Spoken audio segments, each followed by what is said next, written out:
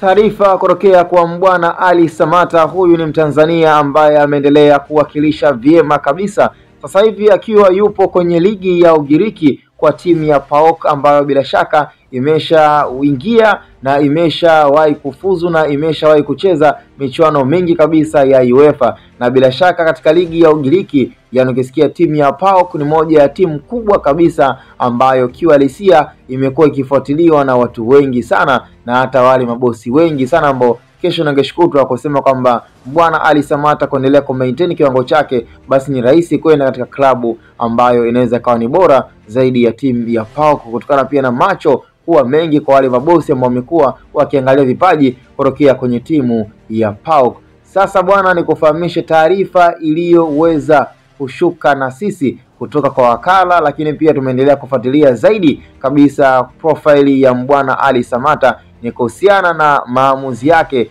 ama ile retirement, kwa sababu mpaka sasa hivi anahitaji kuretire na ameweza kuzungumza kwamba soon as possible basi klabu ambayo anataka yeye kama yeye aweze kuretire klabu ya Simba. Shukrani zote, lakini pia na kile kilichoweza kufanyika kwa uongozi wa klabu ya Simba kuweza kumruhusu kwenda katika klabu ya DRC Congo ya TP Mazembe, Tupuisa Mazembe, ambao bila shaka wameweza kufungua milango zaidi mpaka kuweza kufikia katika hatua ya kwenda katika klabu ya KRC Genk ambayo iko Ubelgiji, Belgium. Kwa hiyo yote kwa yote, Mbwana Ali Samata pamoja pia na wakala pamoja pia na familia ya Mbwana Ali Samata wanatamani kuweza kuhakikisha kabisa kwamba ile heshima wanarudisha kwenye klabu ya Simba. Yani Mbwana Ali Samata katika kustaafu kwake soka, basi ameendelea kuwaomba mashabiki kwamba wajiandae kumpokea katika klabu ya Simba Sport Club wekundu wa Msimbazi. Ni malengo, ni target alionayo na ameendelea kuwakumbusha